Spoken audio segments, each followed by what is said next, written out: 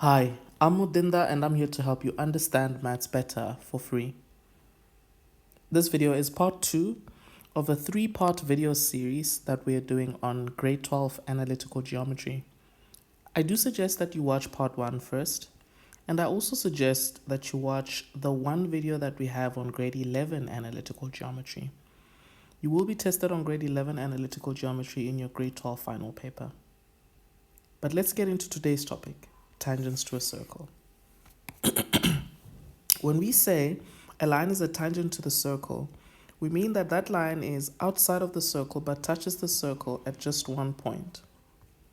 For example, this pink line here, CBD, and by CBD we're talking about this line, nothing else called CBD, cough cough.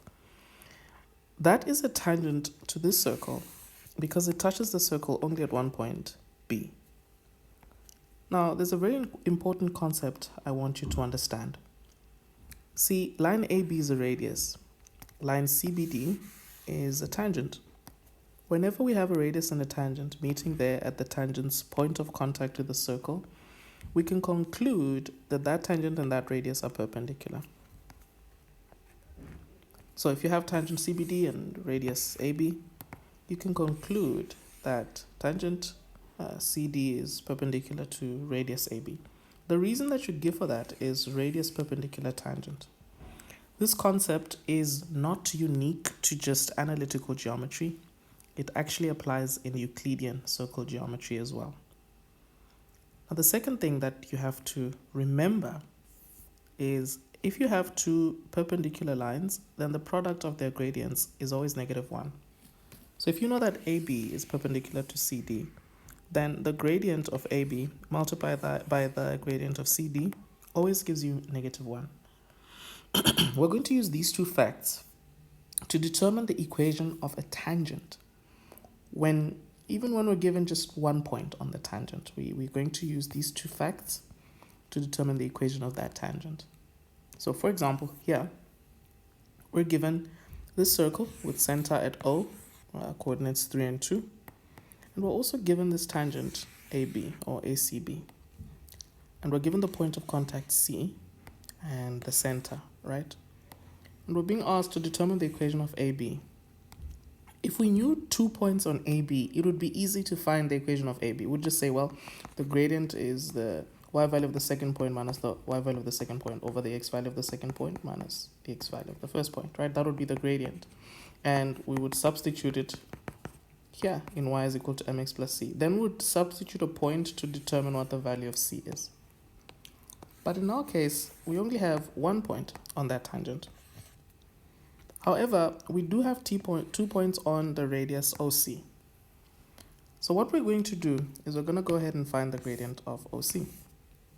So we're going to say, well, the gradient of OC is just the y value of c minus the y value of O, all divided by the x value of c minus the x value of O, which is 10 minus 2 over 7 minus 3. That's 8 over 4.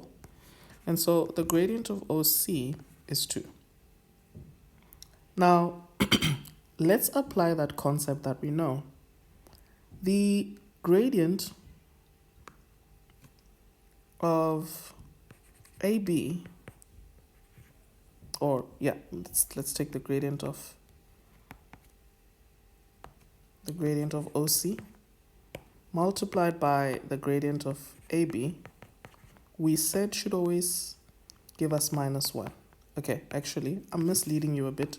Before you say that, you need to tell us that you're concluding that OC is perpendicular to AB. Like I said, the reason for this is radius perpendicular tangent. So that's the first thing you need to tell us, and you'd get a mark for it. Once you've said that, remember that the product of two gradients, the product of the gradients of two lines that are perpendicular is -1. And the reason for that is that OC is perpendicular to AB. That's what we've already determined, right? OC is 2, so 2 times the gradient of AB needs to be equal to -1. And if we divide both sides here by 2, we'd get that therefore the gradient of AB is negative a half. That means this line, AB, instead of y is equal to mx plus c, we can write it as y is equal to a half x plus c. Then we can substitute this point, c, with coordinate 7:10. In other words, in place of y, put 10. In place of x, put 7. Right? Now, a half times 7 is just 7/2. So c is 10 minus 7/2, which according to my calculator gives us 13/2. So c is 13/2, and therefore y is equal to a half x plus 13/2. Okay, that would be the equation of the line AB. Great, so we didn't know enough about AB to find its equation on its own. We had to find the equation of OC and then state that OC must be perpendicular to AB because both are, the one is a radius and the other is a tangent. Then apply what we know about the gradients of perpendicular lines to find the gradient of the tangent. Then we substitute the point to find the missing value C. I hope this makes sense. Let's look at another example here.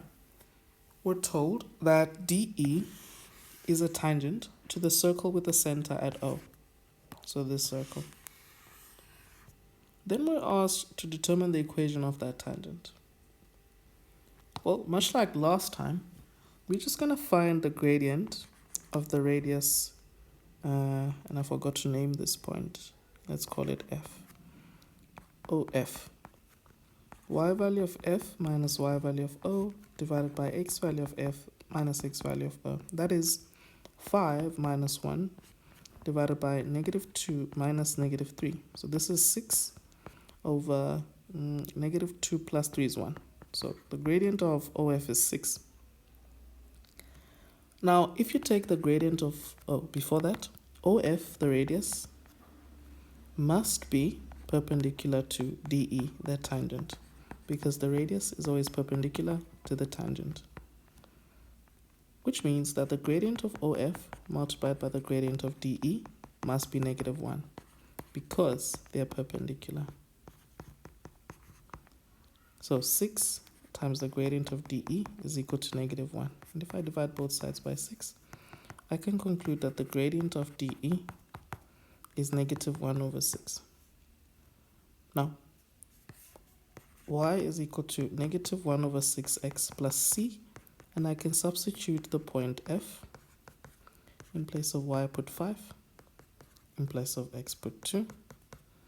So we get that 5 is equal to 1/3 plus c. So c should be 5 minus 1/3. Now 5 minus 1/3, according to my calculator, is 14/3. So we can conclude that the gradient or the equation of the line DE is y is equal to 1/6x plus 14/3. So this is how you find the equation of a tangent to a circle.